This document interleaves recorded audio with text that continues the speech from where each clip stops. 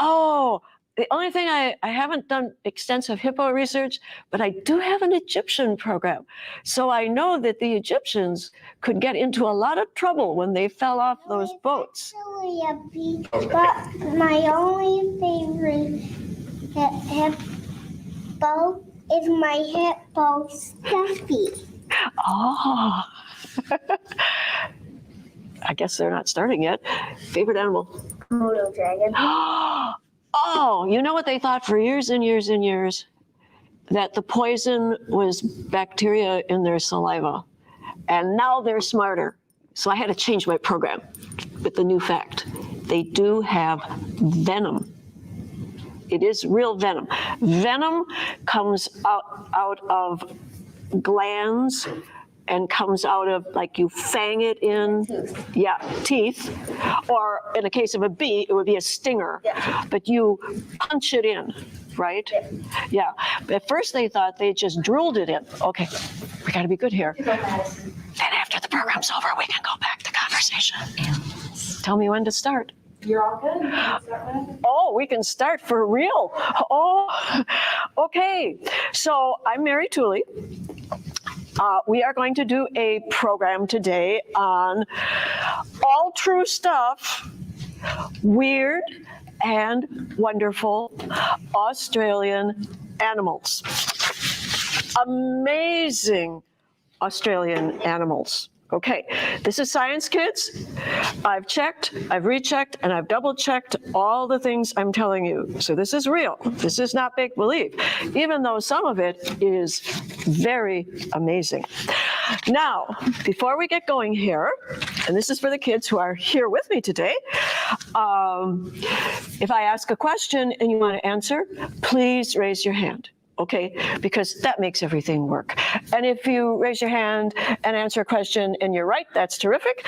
And if you're wrong, don't worry about it, because as I was saying to you before, not even the smartest people in the world know all the answers. So it's okay to make a good guess. Scientists make mistakes too. The important thing is just admit it when you make a mistake and go on and find out the truth. Okay, so before we get going with the animals, which I know is why everybody's here, first you have to know a little bit about the country they live in. Australia is one of the most amazing places in the world. It is really unique, which means very special.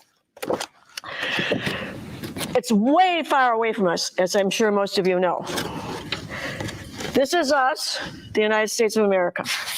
You have to go all the way across the Pacific Ocean to get to Australia. So we're here. This would be another way to go, because of course the Earth is round. You can go either way. It's way down here. We live in the northern part of the globe. They live in the southern part, which means, do any of you older kids know what that means about seasons? They would have the same as us, but they would be a little hotter. Ah, they don't have the same season though. It's the opposite. Their summer is when we have winter. It's just the opposite. So we are having fall now, so they are saying having the opposite of fall, which is? Autumn. The opposite of fall is? Spring. Spring. It's just the opposite. Okay. Now, Australia is about, and your eyes can show you this. Here's us, United States of America. Australia is about the size we are, about, without Alaska, because we have Alaska too. That makes us bigger than Australia. But if you didn't count Alaska, it's about the same size as the 48 states. However, it is the smallest continent. Do you know what a continent is? Yeah. It's just a giant piece of land, like Africa is a continent, a giant piece of land. It's the smallest continent. It's the driest continent, which is getting them into a lot of trouble now with climate warming, because there are a lot of fires now. It's the smallest, it's the driest, it's the oldest continent, and it is the flattest continent. It is also the continent with the most dangerous animals in the world. And we're going to be talking about that later, and it's nothing to be afraid of. if you use your brain. We're going to talk about that later. Most of the people in Australia, 85%, most of the people live around the edges because the coast is there and everybody likes to live near water, right? Do we live near water? Yeah, we do. We live next to the 5th largest lake in the world, Lake Michigan. People like to live near water. And the inside of Australia, that whole interior, is a very, very, very hot desert. How would you like to have 122 degrees in summer? It can reach 122 degrees. So it's beautiful living around the coasts, around the edges of Australia, and most of the people live there. There are 2 oceans. You got the Pacific Ocean on one side, the Atlantic Ocean on the other. Although smart kids know, there's really only one big ocean in the world. It's the world ocean. But we give them names. The parts of the ocean have names because it's just easier to navigate that way, find places on a map. Okay, 250 million years ago, give or take a few years, the continents were all together in one big clump. It was one big continent. What happened was the continents, this one big piece called Pangea, broke apart. So when the continent broke apart, Australia drifted down there, and the animals who were on it were cut off from the animals on the other continents, because North and South America, do you see this part in between North America and South America? That's called a land bridge.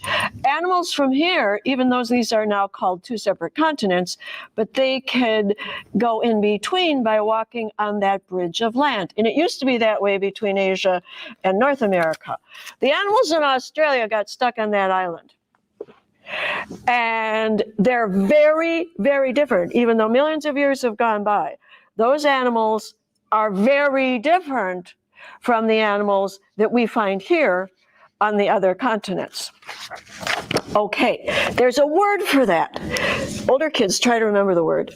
Younger kids, the word is endemic. That means if you go to Australia, or if you go to another place that drifted off, this big island of Madagascar, you're going to see animals there that it's the only place in the world you can see them, other than if somebody takes those animals away and put them in a zoo, of course. So let's meet these animals that are so unique to Australia. You are never, ever going to see these animals in your backyard. Never. Okay, we're going to start with the mammals. Who can raise their hand and tell me what a mammal is? Characteristics of a mammal. If you're a mammal, you have to have what? What makes you a mammal?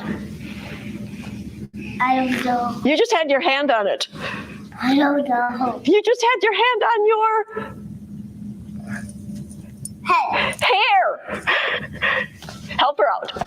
Mammals are animals with hair, and when they give birth to their babies, it doesn't come in an egg. Right, it's a live birth. The baby comes out of the mom's body alive. They don't hatch out of an egg, right.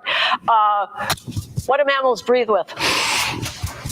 Lungs. And what do they have going down their back? Backbone. A spine or a backbone. Okay, we got it. Now we're going to talk about mammals. But remember what I just told you. Things in Australia are very different from all the other continents, the animals. So we are going to start with the animal that a lot of people think of, and I've got it here on my Australian penny. This is a very old penny, though. This penny is over 70 years old. And there is a kangaroo on here. So our first animal, and I bet you all knew that, right? You're smart kids. I can tell how smart you are. You're good listeners. Good listeners are smart kids. Kangaroos. Okay, our first Australian animal. Now, they are very different from all the mammals that we have in other places because they're marsupials. Now, that is a word to remember. A marsupial. Yeah, a marsupial is a mammal who has a pouch or a pocket. And what happens is, mom has her baby. The baby is about the size of my thumbnail. Kids, I'm not making this up. This is all true, real, and science. Her baby is about the size of my thumbnail. Is it ready to start hopping around? And no, it's like it's not finished getting ready to be born, but it is born. And then that little tiny baby crawls up mom's pouch, hops in, and stays there for 6 months, getting bigger and bigger and bigger and bigger every day. Mom is a mammal. She is giving that baby milk from her body, and she does that in her pouch. After about 6 months, the baby is ready to come out. And the baby of all kangaroos is called a joey. Doesn't matter if it's a girl or a boy. The baby is called a joey. Like a cat's babies are all called kittens. Her babies are called joeys. They hop out at about 6 months. They hop around, but if a dingo comes, does anybody know what a dingo is? It's like a wild dog. It's a wild African dog. And a dingo would, and dogs are meat eaters, the dingo would go after the baby kangaroo. If the baby kangaroo sees a dingo, it hops back in and jumps back in mom's pouch. And by this time, they're pretty big. Mom's pouch is getting really crowded here. But that's safe because the big kangaroo could protect the baby, and the baby gets into the pouch. So that's how marsupials work. Now, just because I want to get my facts totally straight, just want to look down here and tell you there are 250 different kinds of pocket marsupial animals in Australia. So don't think it's only kangaroos. There are all different kinds of marsupials you've never even heard of here in America. In the kangaroo family in Australia, there are 45 different kinds of kangaroos. Some kangaroos, like the red and the gray kangaroos, are taller than me and weigh more than me. Some of the kangaroos, like wallaroos, wallabies, are very small. And there's one kangaroo called the musky rat kangaroo that's only this big. But every kangaroo has a pocket, a pouch. And all kangaroos are nocturnal. What does that mean? Nocturnal. They wake up at night and they sleep during the day. They're the opposite of us. We are diurnal. It's easy to remember, big kids. Diurnal, day, both start with a D. We wake up during the day. You look wide awake. You're giving me good answers. You're all awake. You're going to sleep tonight. Kangaroos, just the opposite. And they're all herbivores, another good science word which you can remember. If you're an herbivore, you eat only Plants. If you're a Carnivore, you eat meat. And if you're like people and eat both plants and meat, you're an omnivore. But some of us are also choose to be vegetarians, and that would be an herbivore. Just call it vegetarian if you're a person. Okay, so that's a little bit about kangaroos. And remember, they're not all the big ones that you see in the zoo. There are lots of little kangaroos running around in Australia. Okay, now we're going to do another. Oh, I love this one. Oh, I love this one. It's another marsupial, so that means it has to have a pouch. Okay, it's a marsupial. You will not see one hanging out of a tree in your backyard. Okay. You all know this one. Yep. Oh, I love those. Koalas are very loved. Okay, guys. Mom koala, just like mom kangaroo. It's amazingly the same. Her baby is also, oh, this is one of our favorites, so we can't leave out the koalas. The koala's baby is about the same size as the kangaroo's baby, little tiny. It also climbs up into her pouch. They didn't give this one a pouch. This must be a guy because the boy kangaroo does not have a couch. So this is a guy. The baby also stays in about 6 months, then comes out ready to go, but not really because koalas live in trees and the baby koala isn't a tree climber yet. And mom doesn't want the baby to fall out of the tree. So baby koala rides around on mom's back. So the baby, mom is climbing around the tree, baby is clinging onto that back. Not a piggyback ride, a koala back ride. Now, the funny thing about koalas is they really only do 2 things. Sleep and eat. Yes, you got it. You know your koalas. They eat like crazy, and when they're not eating, they're sleeping. They can happily sleep 18 hours a day. And since there are only 24 hours in a day, that means they're sleeping a lot of the time. And when they're eating, kids, I'm telling every one of you, don't be an eater like a koala. They're terrible eaters because they are fussy eaters. They are vegetarians, herbivores. Of course, you use the science word for animal, herbivore. But they only eat leaves from eucalyptus trees. And they won't, again, I got to read it because it's just so absolutely crazy. There are 700 kinds of eucalyptus trees in Australia, different varieties of eucalyptus trees. They only eat the leaves off of 50 of those kinds. So they're turning down lunch from most eucalyptus trees, and they're saying, oh, I only want those leaves from that tree. You know what happens to fussy eaters? If those trees all die, they starve. To death. Yeah, they die. Pandas who only eat certain kinds of bamboo, and then if the bamboo goes away, you lose the pandas. It's much better to eat everything your mom tries to give you.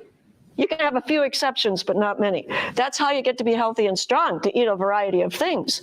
So, okay, so they're eating eucalyptus leaves.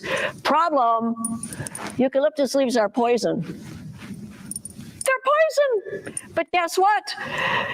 The stomach of the koala, it can make the poison neutralized. That means it can take the poison and make it harmless.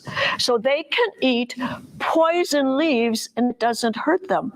There is an animal, we have only one marsupial animal, and I love it with all my heart, that you can see in your backyard. And it can also eat poisonous things like rattlesnakes. Do you know the only marsupial animal that you'll ever see in your backyard? I see it in my backyard every night, but I do live down on LS on a country road. But you see them in the city too. A bat? No. Good guess though.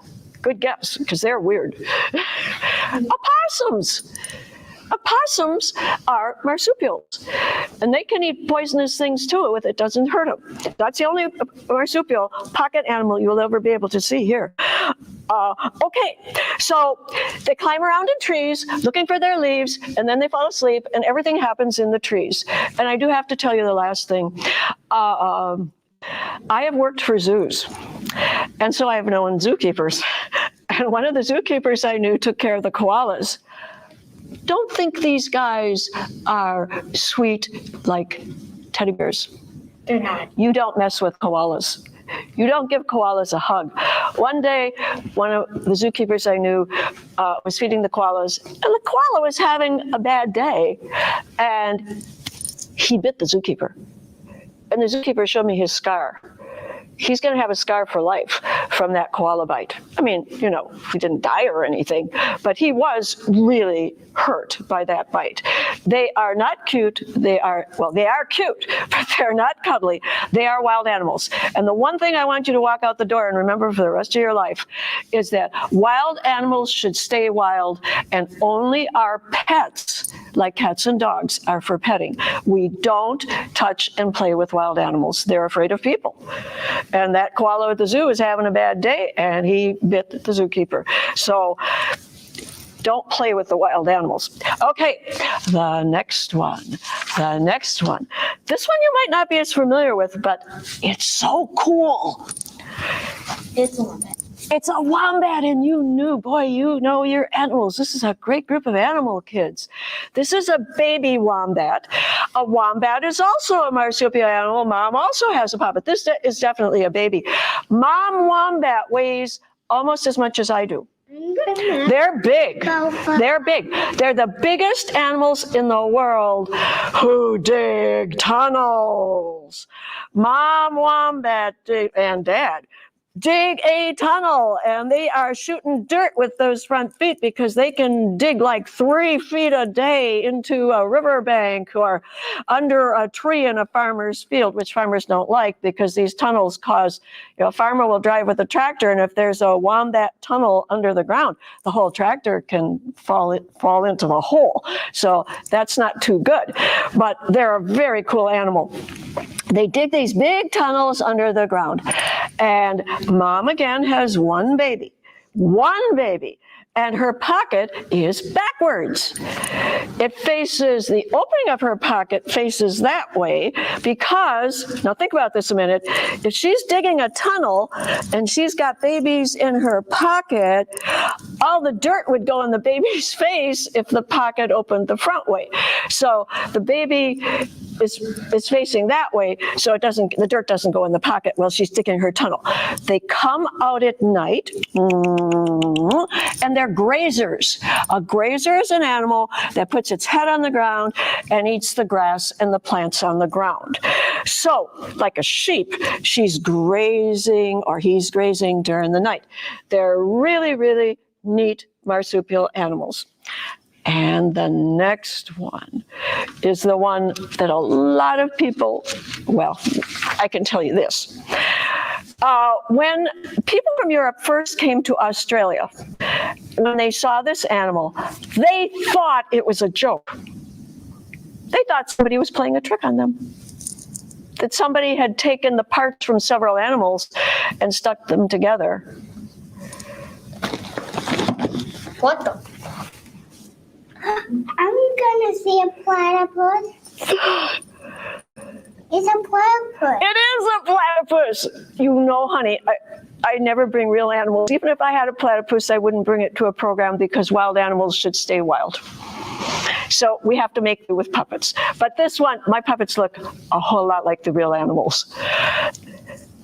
Feet that look like a duck. Webbed feet. A bill looks like a duck, but actually it's not like a duck's bill at all if you touch it. A duck's bill is hard. This is softer. And it has a body and fur that looks like a beaver. Go ahead. I have a fact about platypus. I bet I know what it is, and we'll save it for later. Does it have something to do with venom? Okay, I'll let you tell it, okay? I'll let you tell it. Okay. Now, they hang out at riverbanks too, but they don't have a pocket. She is a mammal. She lays eggs. Mammals don't lay eggs, do they? You gave us a definition of mammal, and the first thing you said was, the baby comes alive. You were so right. But there are 2 exceptions. 5,000 or more mammals in the world. Only 2 lay eggs. A long time ago, lots of mammals probably laid eggs. But now there are only 2 left. These are very animals that go back a long time. They're leftovers. She lays an egg, and it's not like a bird egg. It's not with a hard shell. It's soft, like a snake's egg. She lays 2 eggs. She takes the eggs, and she puts them under her tail. Why do you think she puts the eggs under her tail? Because she wants to protect them and she wants to keep them warm. The 2 perfect answers. You are wonderful science kids. She keeps them warm, she protects them. She's tucked deep in a tunnel in a riverbank. When they hatch out, they're very cute. They're small though, they're small. They're called Puggles. This is a Puggle, Puggles. A Puggle is a baby platypus. But kids, they're real little when they hatch. They made this bigger so you could see it. But they are all pink and they don't have fur. That's their pink skin. And pretty soon they start getting bigger and getting fur. And then they start learning from mom what a platypus does. And what a platypus does is fabulous swimmers. They swim with their eyes closed, their ears closed, and they feel in the rivers for little fish, little water bugs, little snails, and they feel like we use our fingers, they use their bill to feel these animals and then munch on them and eat them for lunch. So they're a very unusual mammal. Does anybody here, we have a couple older kids here, does anybody know, and big people if you know it, do you know the name of the other Australian animal that can lay eggs? Because there are only two, the platypus and the echidna? You can also call it the spiny anteater. It has two names. That's the other egg-laying mammal. And now it's your turn. Tell them, let's pretend this is a guy, and it is a guy because he doesn't have a pouch. No, it's a female. Well, this, I think, is for my hand. We're just kidding here. It's a puppet. Let's pretend it's a guy. So what's unique about him? They, in their throat or like somewhere in their head, they can shoot venom. Actually, you got the wrong location, but the right thing. The venom comes out of a spur In their feet. in their feet. Yes, behind their foot. They have a spur, but you're right about the venom. It's one of the few mammals that has venom. That means, and it won't kill a person if you, it won't do it, it won't attack you. They don't attack. But if it gets in you, you're going to feel it, and it's not going to be pleasant, but you won't die. But there's enough venom to kill a dog. So dogs in Australia, they got to keep their dogs away from these guys, or they could lose their dog. The venom is strong enough to kill a dog, but not strong enough to kill a person. Okay, now we got to hurry up because, oh man, there's so much to talk about. We just got to keep going here. Australia has a lot. I see all of the. You will, because I think I'm going to make it. We needed 3 hours, really, and I think you're the kind of kids who can hang in there for 3 hours, amazingly enough. Okay, but now we're going to do birds. Australia has tons of birds, and I'm always learning new things. That's what life is. None of us knows all the answers, and what I just learned is, I knew about some Australian birds, but I didn't know there are 830 different kinds of birds in Australia, which is many different kinds of birds. And they're the land of parrots. I just found out, I have never been lucky enough to go to Australia. I've been a lot of places, but I haven't been to Australia. I'd love to go there. People say when they first go to Australia, the first thing they notice is parrots are squawking all over the place because they have so many different kinds of parrots, and parrots are cool birds. 56 different kinds of parrots alone. But the bird that a lot of people do think about is, come on out, guy. Anybody know the name of, now be careful, it doesn't start with the letter O. What? It doesn't start with the letter O, but it's a cousin to the ostrich. Yeah, it's a cousin to an ostrich. An emu? Emu. It's an emu. It's a little bit shorter than an ostrich. An ostrich, I would have to look up to. An emu, Mom, we're about the same height, okay? But they are a big bird. They weigh almost exactly what I weigh. So we're talking about a bird that's as big as me, an emu, cousin to an ostrich. They are fabulous. See another type of bird. Yes, they have a cockatiel on there. I'm gonna see two types of birds. Right, and the other one on that picture is a cockatiel. You'll find that there, along with with the parrots, and you will see this bird. They are good swimmers. They know how to swim. They can run 31 miles per hour. They're very fast runners. They can't keep it up for a long time, but they can keep it up long enough to get away from an enemy. And they lay the second biggest egg in the world. Would you like to see the egg? Yes. I have one. A new one? Yes. Now, the egg, yes, I have an egg. Here it is.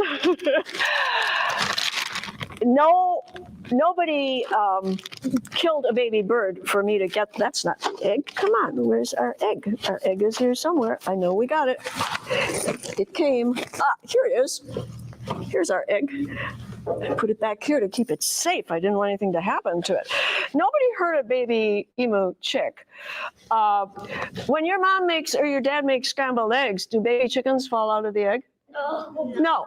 This egg never had a baby bird in it. That's called an unfertilized egg.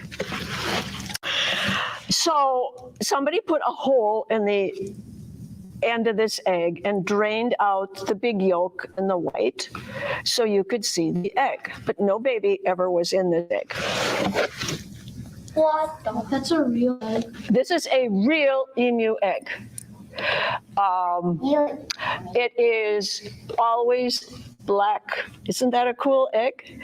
It's the second largest bird egg in the world. Can I? The biggest being its cousin, Can the I ostrich. hold it? I would love for you to hold it, but they're kind of hard to get. So I don't want it to break. And after the program, you can come up and touch it in the box, okay? It's kind of rough. It's fun to feel. But we're going to keep it safe over here because it's rather precious. Okay, and when the egg hatches, I should say that dad builds a nest on the ground. All different moms come and put their eggs in it, so he could end up with maybe 20, 22 eggs in his nest. He sits on it for 56 days. She does not sit on it. She will chase enemies away, but he does the sitting on the eggs. And after the eggs hatch, the dad takes care of the babies. He takes care of the babies. They're super dads. Ostriches work the same way, and ostriches and emus are cousins. Very cool bird.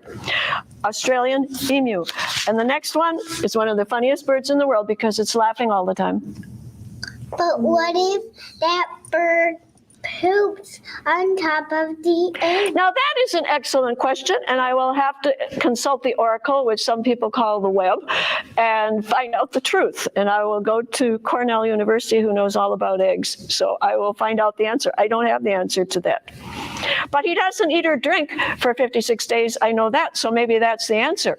If you don't eat or drink, you're not going to be doing that either, are you? So that probably is the answer. And I know for a fact he doesn't eat or drink for 56 days. He's very hungry. This is one of my favorite Australian birds. You just have to love this bird. He's called a Kookaburra. Have you ever heard of the Kookaburra? Yeah. The song, Kookaburra lives in the old gum tree. Okay. Kids, his cousin lives along Lake Michigan. Okay. Kookaburras themselves don't live here, but a bird who is his cousin does live here. And it also, when it flies along a river, or they live near water, or flies along the lake, make almost the same sound. And what is the sound? What? A seagull? No, it's kingfishers. Have you heard the birds kingfishers? Big people know about the kingfisher. We got a lot of them around here near Lake Michigan. If you hang out near Lake Michigan, you'll see them. They have a great big head. Kingfishers have a big head, a great big beak, and they catch fish. I watch them. I live near the lake, so I watch the kingfishers. They fly over Lake Michigan. They dip down. They bring up a fish. But when they're just flying,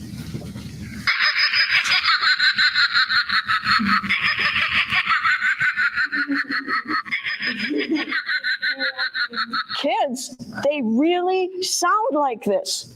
Our kingfishers sound remarkably like this, almost like this when they are flying around. They are really cool birds.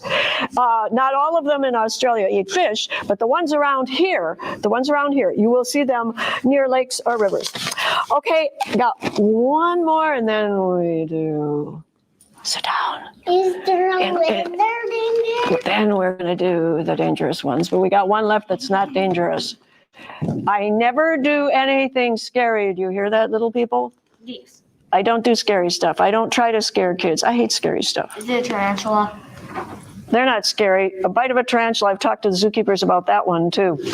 The bite of a tarantula is sort of a big nothing. No, this is not a dangerous animal yet. We have one more that's not dangerous.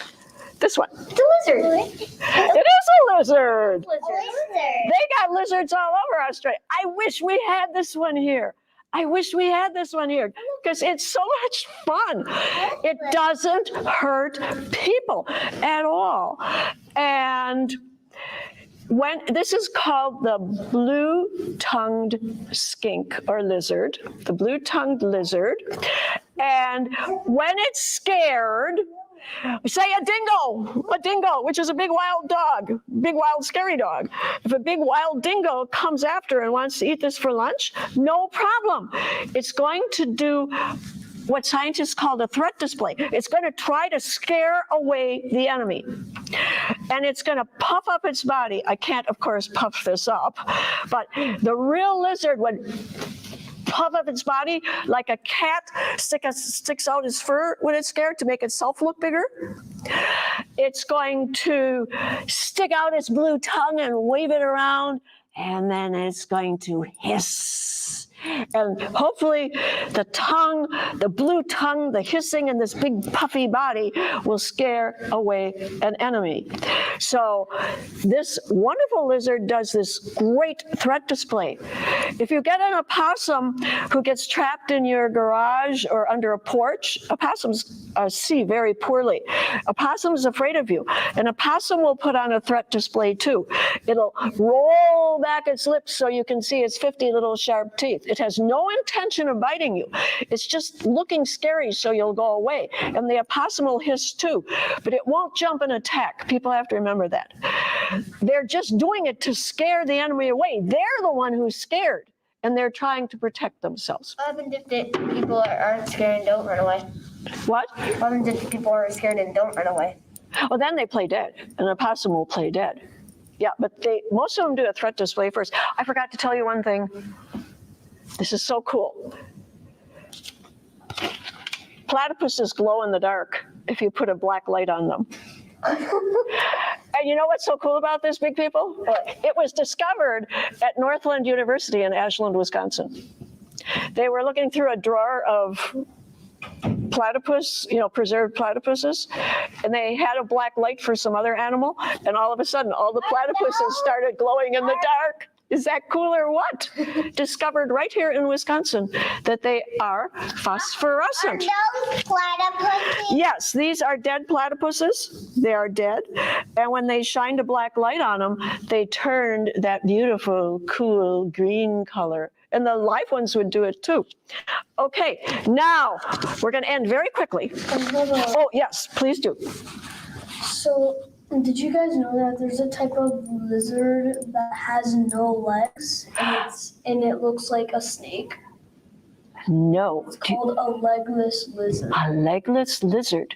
I will definitely look that one up when I get home. Always go to good sites though, like universities or It's museums. like a snake. It's about like this long, and its tail starts right about here. Right about there. Wow. Wow. I can't wait to learn more about that. A legless lizard. Wow. Thank you for telling me that. Okay. Now, promise me something here. Remember I said I don't do scary stuff? But I do real stuff. Danger. This is not to frighten you. This is danger signs are to get you to use your brain so you don't get hurt, right? Right? If it says danger, thin ice, do you walk on the ice? No. No. Okay. Remember I told you, Australia has more truly deadly animals that can hurt people than any place in the world. But the Australian people are some of the healthiest people in the world, and they're not being killed by these animals. They really aren't. We're going to do this very quickly, but this is very, very important. Snakes. Australia has 20 of the 25 most deadly snakes in the world. The venom can kill a person. They've got 20 of these snakes. Half of all their snakes are venomous. In other words, if you're walking in Australia, are you going to wear flip-flops when you're walking in the deserts or the outback? You are not going to wear flip-flops. Are you going to wear a goofy pair of shoes like this to go hiking in Australia? No, you are going to wear hiking boots that come up to here that are tough and sturdy.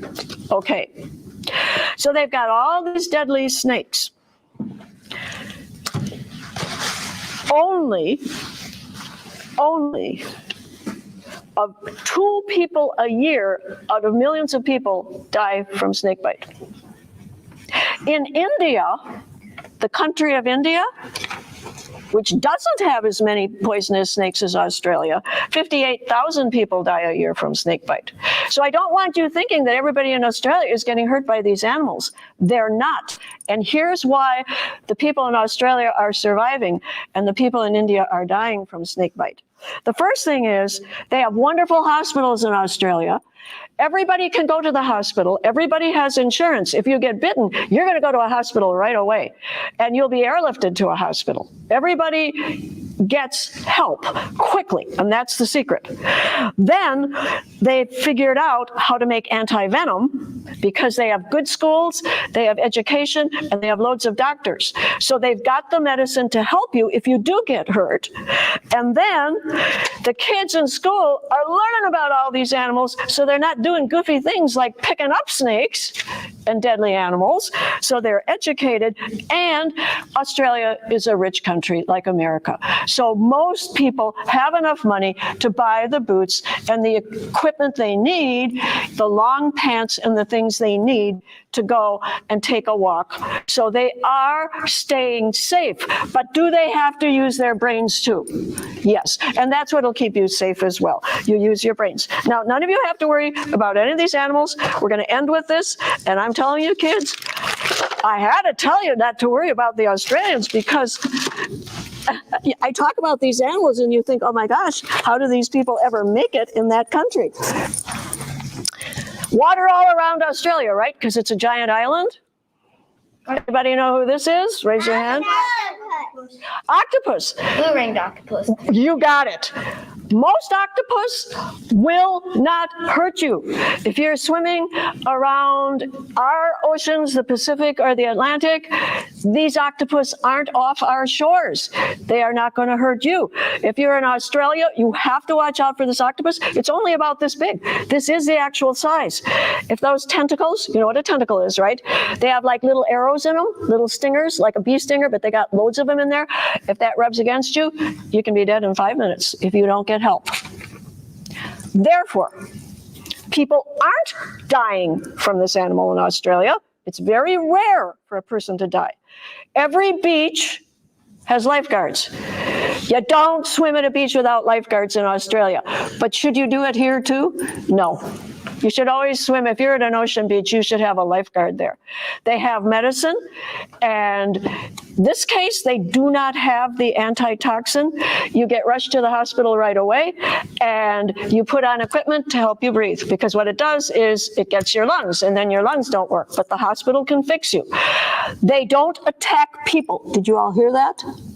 They don't come for you. But if you're swimming and say you're swimming along like you're a scuba diver and you grab onto a rock, then you'd be in trouble if you accidentally touched one. Get it? They're not coming for you. So hardly anybody dies from this, even though it has deadly venom. This one is more troublesome. We don't have these down in Florida, so you don't have to worry, but you might end up in Australia someday. Who is it? It's the box jellyfish. It's a box jellyfish. The most venomous and deadly. It's truly deadly. I've heard about this because it like the box jellyfish, if you touch it and it gets scared and it tries to protect itself, I think it can like wrap itself around you or something. You got it. It works the same way. It's venomous. Venom comes through a stinger of some kind, and it's got on its tentacles. It has many of these little stingers. Yeah, and then it shoots the venom inside. And then the venom is shot out of those. If you just get like a flick, it's going to hurt, and they're going to take you to the hospital, but you'd live. But if it does what you say, if it really gets on you like that, you got to get to that hospital really fast. But what they're going to do is they have the antivenom. The lifeguards, the beaches have it. They do protect people from this. But the most important thing is you will see a danger sign at those beaches. If any have been spotted in the water at all, the beach is closed down.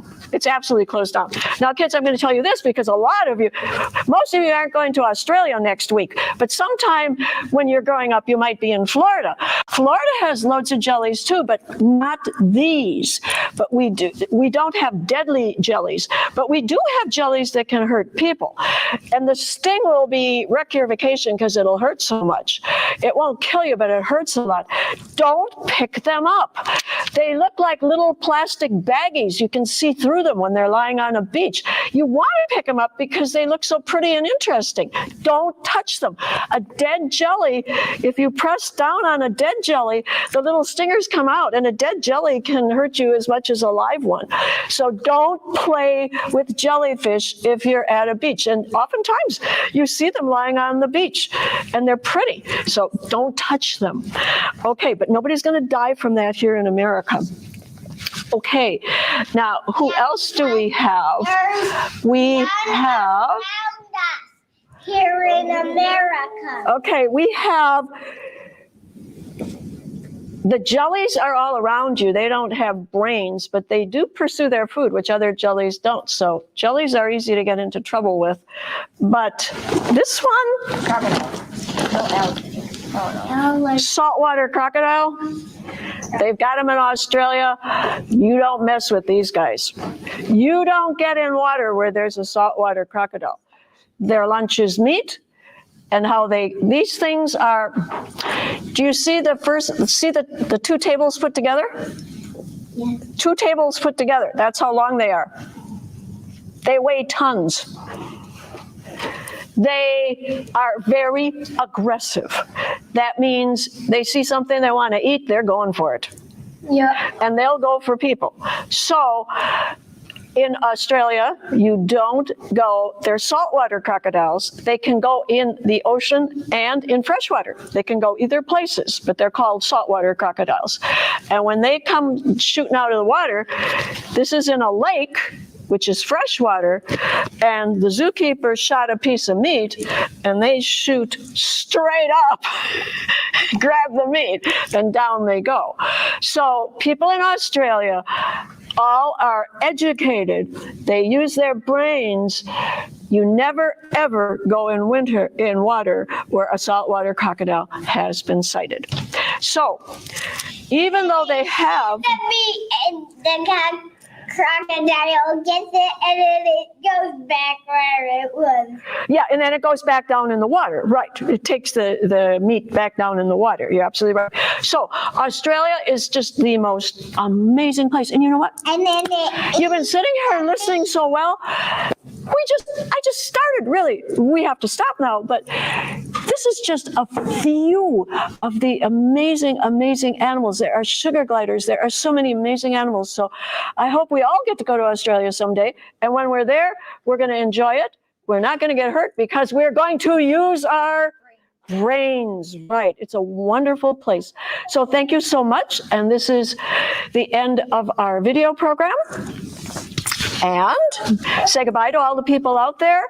And you guys, I have a very cool art project for you.